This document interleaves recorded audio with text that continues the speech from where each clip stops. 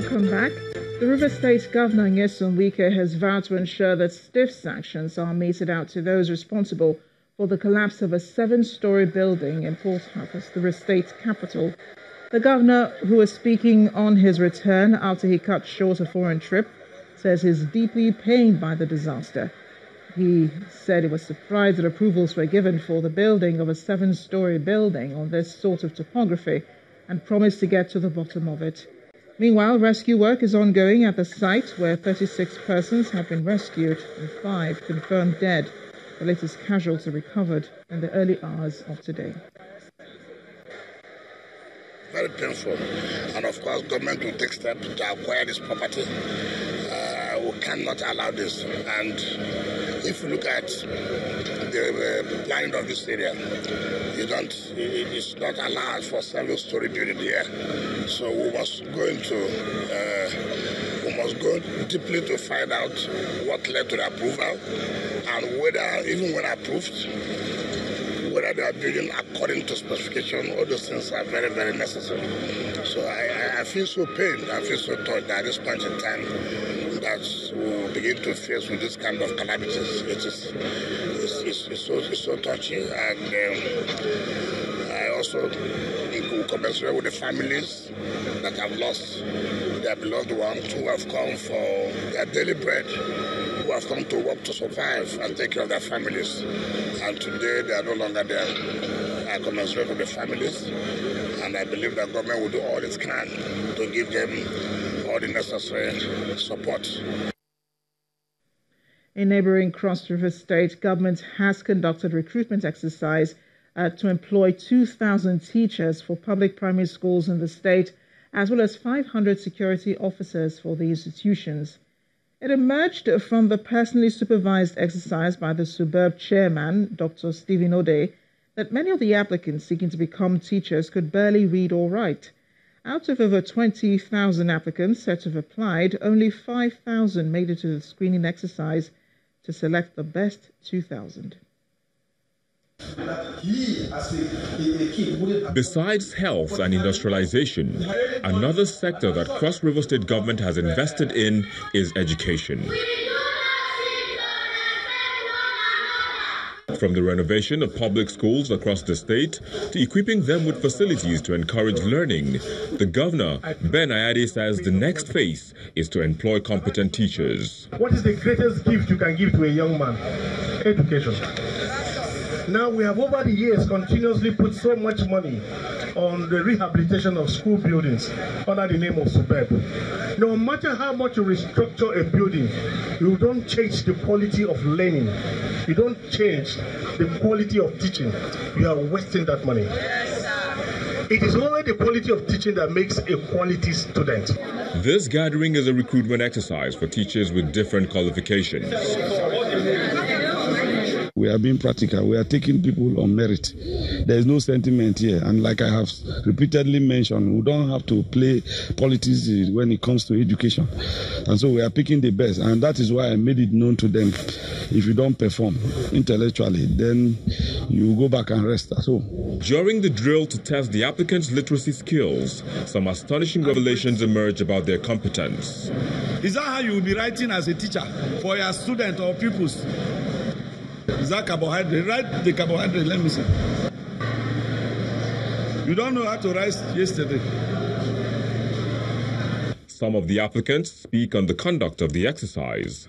Our quantitative, the mathematics is so low, just because some persons are still using the old method of teaching the mathematics. We have various ways of approaching mathematics that makes it simple. The exercise is a good one.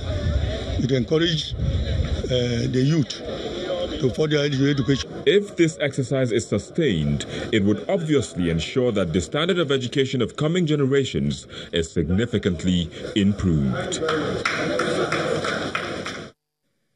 Greenville Liquefied Natural Gas has inaugurated its plant in River State with a promise to provide clean energy solutions around the country. Speaking at the inauguration of a plant in Rumuji, River State, the chairman of the company, Eddie Brooke, described the company as an innovation in Africa. After 4 years of intensive work and building with an investment of over $500 million, Greenville liquefied natural gas in Rumuji community of Emoha local government area of Rivers State appears set to provide environmentally friendly and efficient source of energy. And the company is hosting its allies and other guests for the unveiling of its plant. It's the first domestic LNG in Nigeria and also in Africa. Then we need to see that from here we will develop a lot of energy in the country. Then to the main event of the day, the cutting of the ribbons to unveil the plant and the LNG trucks. It is truly amazing that an individual can have such a dream. An individual that is not even a Nigerian. The management of Greenville is upbeat about the possibilities of its plant. They can bring the goods which is coming from south, from all the port area, all the things which are being bringing by ports to the north without any much aggravation of the cost. And the same way, all the goods which is being produced in the north can be brought to the south with the trucks. Some believe the nation's neighbors are also in the picture. This concept is going to impact not only Nigeria, but it gives also opportunity to landlocked countries in West Africa like Burkina. Done with the ceremony. The future for Greenville LNG is to drive home its commitment to close the natural gas supply and revive industrialization in Nigeria. The rise in Nigeria's debt profile, which now stands at over $73 billion, has continued to generate concern from individuals and experts in credit and risk management. The latest coming from the Nigeria Institute of Credit Administration. Although the institute believes that developing countries, including Nigeria, cannot do without external borrowings, the registrar of the institute, Professor Chris Onalo, believes that such funds should be channeled towards creating wealth and facilitating inclusive growth. Professor was speaking on the sidelines of the 2018 Credit Industry Awards, which took place here in Lagos. A procession involving graduating students, faculty officers, and members of the Board of Council of the Institute of Credit Administration signals the commencement of events of the 6th ICA Nigeria Credit Industry Awards. But the occasion also allows resource persons to present papers on relevant topics. One of them is on creating and enhancing credibility through progressive risk management. People make up companies, people make up governments, people make up economies. So if that economy is to be credible, if that government is to be credible, if that company is to be credible, you have to have credible people as well that play a role for you to achieve your objectives. The issue of managing Nigeria's resources also came up with reference to its growing debt profile, now at $73 billion. While advising government to step up efforts to generate revenue in order to reduce external borrowing, the Institute also calls for the establishment of a specialized advisory body on credit management. Something could happen that credit can go bad. Now, to avoid that, in other economies, what they do is to set up a massive national credit guarantee corporation. You can spend about 20 billion, 30 billion, 50 billion to set up that. But SMEs now said, we've got a base. If I have a project, I've got a good business plan on that project, I can walk to the Credit Guarantee Corporation and ask for the approval of my project idea and give me a guarantee instrument. And fulfill my obligations. The Credit Industry Awards climaxes with the induction of new members and fellows of the Institute, as well as the conferment of doctorate degree in credit management of graduates by the International University of Panama through its collaboration with the Nigeria College of Postgraduate School of Credit and Financial Management. Credit professionals and captains of industry are also recognized for their contribution to the growth of Nigeria's credit industry and the economy at large. The chairman of Channels Media Group, Mr. John Momo, is amongst those awarded Credit Management Director of the Year. The Institute of Credit Administration says the awards exemplify the visionary thoughts and aspirations of the institute, given to further motivate members to be more focused on the profession. Former Liberian President Ellen Johnson Sirleaf has called for greater female participation in politics in Nigeria, saying women make better presidents because of their sensitivity to humanity and because women do not make wars.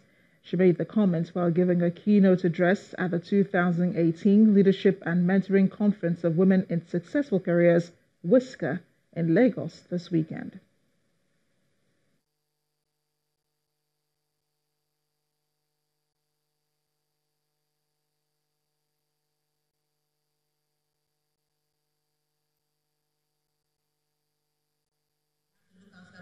Women empowerment has become a big issue in Nigeria as women position themselves to take on greater leadership roles in the country. However, the WISCA annual conference is more than another empowerment program. For 10 years, the founder, Mrs. Amina Oyabola, through a team of advisors and other accomplished professional women, have mentored hundreds of women in any given field to explore great heights in their careers.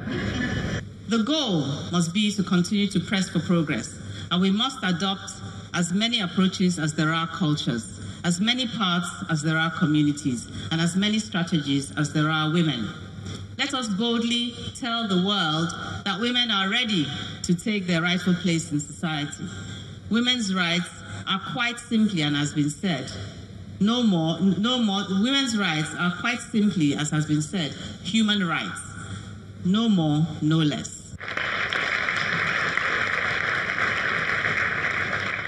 This year's keynote speaker, former Liberian president and first female president in Africa, Ellen Johnson Sirleaf, is a big inspiration to women across Africa of how a simple prophecy, "This child will be great," told to her mother when Ellen was still very young, will be fulfilled years after.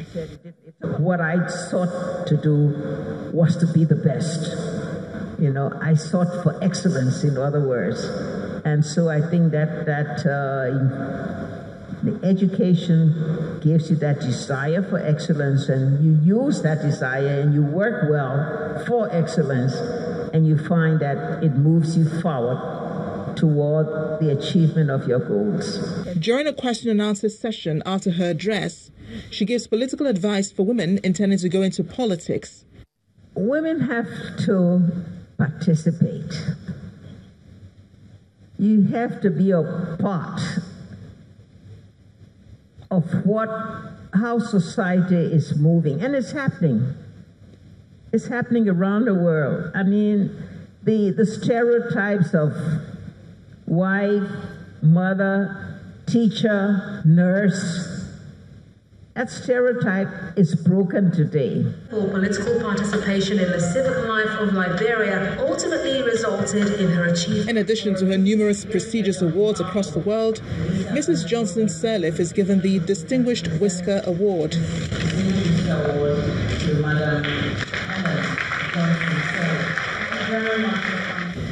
As the program draws to a close, the most recent graduates of the mentoring program receive their certificates.